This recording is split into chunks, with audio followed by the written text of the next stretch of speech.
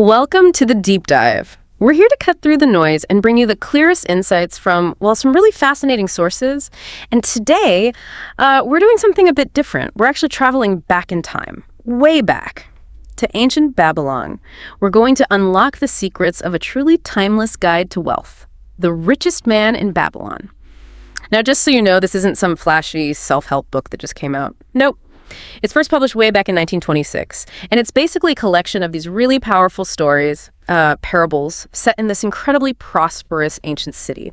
The main character is this guy, Arkad. He's known famously as the richest man in Babylon. And through his conversations, his wisdom, these simple but really powerful rules for financial success emerge.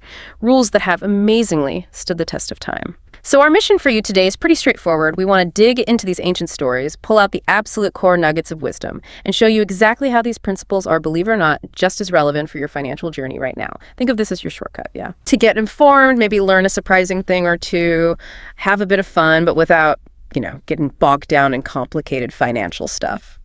Okay, so let's unpack this then. How can a book that's nearly 100 years old, talking about a city from thousands of years ago, how can it still be so relevant to us today? It feels almost unreal. It does, doesn't it? But I think that's precisely its power. Its strength lies in its profound simplicity.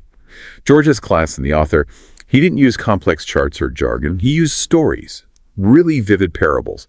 And through them, he explained these universal truths about managing money. Babylon, this wealthy ancient place, it just becomes a backdrop, a metaphor really for any prosperous society. The principles themselves, they totally transcend time and culture. And when you really analyze it, a few key themes just keep popping up. First, there's this huge emphasis on, financial discipline. The stories constantly show that wealth isn't just luck, it's not winning the lottery. It comes from consistent effort, wise choices, day after day. Second, these really are universal principles, things like saving money, investing it, trying to avoid unnecessary debt. These aren't new ideas. They were just as crucial back then as they are in today's global markets. It's quite grounding, actually. And finally, the book gives amazing insights into human psychology around money. You see characters struggling with procrastination or greed or impatience, those same things we wrestle with. It shows that our financial problems, deep down, haven't changed much. That's so true. Really connects us. But, sometimes timeless wisdom can feel a bit strict, maybe. What do you think is the biggest challenge for people today trying to adopt these steady, long-term habits Arkad talks about? Especially when, everything around us screams instant results and get rich quick. That's the crux of it, isn't it? Arkad wasn't about, starving yourself or anything, and he definitely wasn't promising overnight riches. His whole approach pushes back against our natural impatience. The book deliberately avoids those quick fixes. Instead, it's all about building wealth slowly, steadily, brick by brick, you could say, through consistent habits. So the biggest hurdle, I'd say, it's overcoming that desire for immediate payoff in a world built on instant gratification. The genius of the book is making those long-term habits feel somehow achievable and worth it. Yeah, shifting that mindset. Okay, so with that grounding, let's dive into Arkad's actual plan, his blueprint. He boiled his wisdom down into what he called the 7 cures for a lean purse.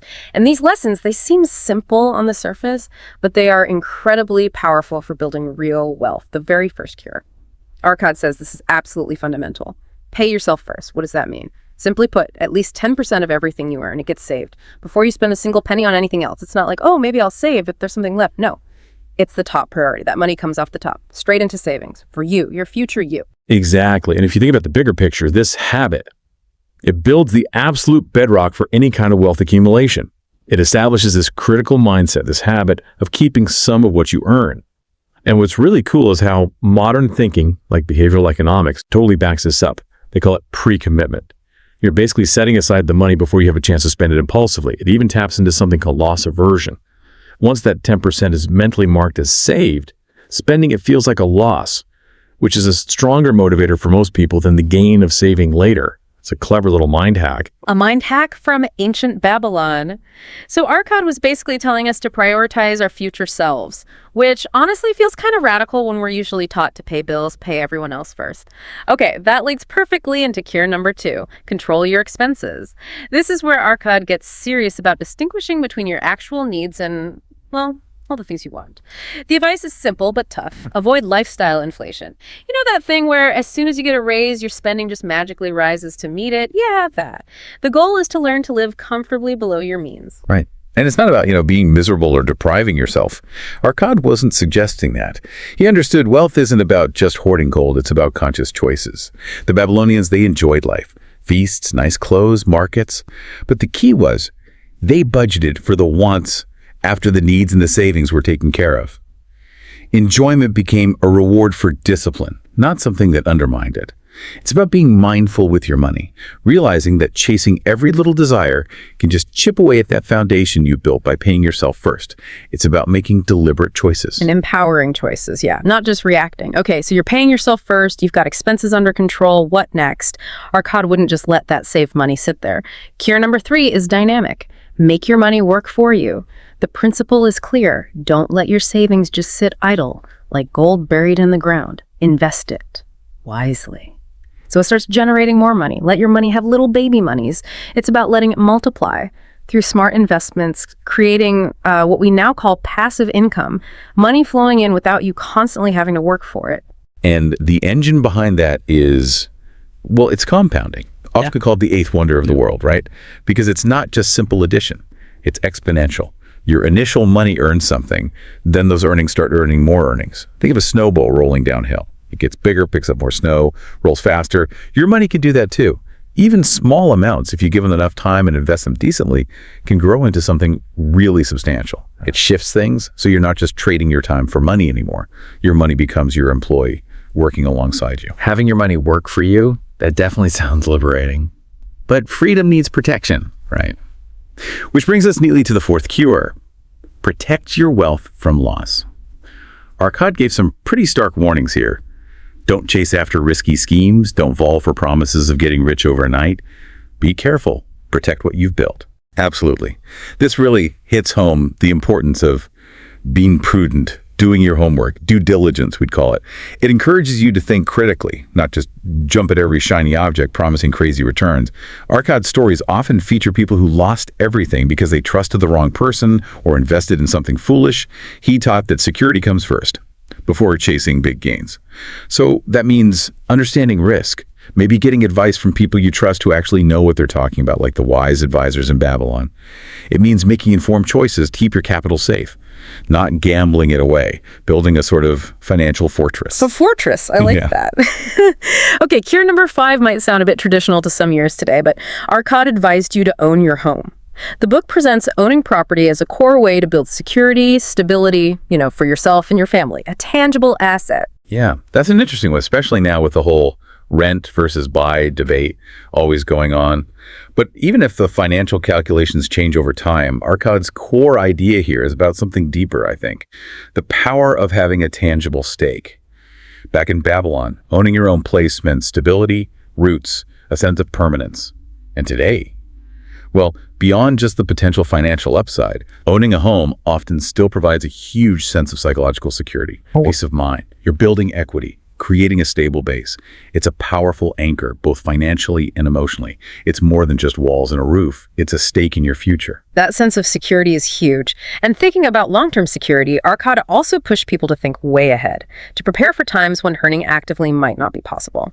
That leads us to the 6th cure: ensure a future income. This is all about proactive planning for retirement, for protecting your family, setting up income streams that will last long-term, looking ahead, basically, so you're not caught short when your working years wind down or if, life throws a curveball. Right. It connects directly to foresight, responsible planning. Right. And think about the peace of mind that gives you, knowing your future self is taken care of. Arcad knew life wasn't always going to be about peak earning years. True wealth means building safety nets, income sources that keep providing even when you stop working. Whether that's through investments or maybe what we'd call annuities today or insurance, it's about protecting yourself and the people you care about, creating a legacy of resilience. It's a really profound act of responsibility. It really is. Okay, and finally, the 7th cure. This one I find incredibly empowering. Increase your ability to earn. This is all about investing in yourself, your education, your skills, your knowledge. These aren't just for personal growth. They are your best tools for growing your wealth, for creating new opportunities, making yourself more valuable. Yes, and this is arguably the most empowering lesson of all, because it puts the control squarely back in your hands, your biggest asset. It isn't your gold, Arcad would say, or your house or your investments. It's you, your potential. So constantly learning new things, improving your skills, adapting, that directly translates into earning more. more financial freedom. In Babylon, maybe that meant becoming a master potter or a sought-after scribe. Today, it's lifelong learning, keeping up with technology, maybe developing your own business idea. It's such a powerful reminder that your personal growth and your financial growth are totally linked. Investing in yourself, probably the best ROI you'll ever get. Okay, so let's pull this all together. What does this ancient wisdom really mean for you listening right now? The big takeaway from Babylon seems to be that wealth isn't really about luck or complicated strategies or some secret club. It's something else. Exactly. It's about consistent habits. Simple, maybe, but not always easy. The stories show pretty clearly that if you save regularly, if you're mindful about your spending, if you invest wisely, protect what you have, secure your home and future, and crucially, keep investing in yourself, then financial security isn't some impossible dream. It's genuinely achievable for anyone. These principles, they aren't hidden away by experts. They're just universal truths. As true in bustling Babylon as they are in our world today, the struggles, the solutions, they echo across millennia. It's a very accessible path. It really is incredible. A book from 1926, sharing wisdom from thousands of years ago, still feels so practical, so relevant for your finances today. Simple, powerful, timeless lessons. This deep dive has definitely given me a fresh look at it all. And maybe that leads to a final thought for you to take away. Just consider this. What if you started just one small, consistent habit today? Like really, truly paying yourself that 10% first every single time. Or just consciously asking need or want before you buy something. How could that one small change, done consistently, begin to rewrite your financial story? Just like these principles changed lives back in Babylon, that first step, however small it feels, might just be the most powerful one you take. Powerful stuff indeed. Thank you for joining us on this deep dive into some truly timeless financial wisdom. We hope it sparks some ideas and maybe empowers your own journey towards prosperity.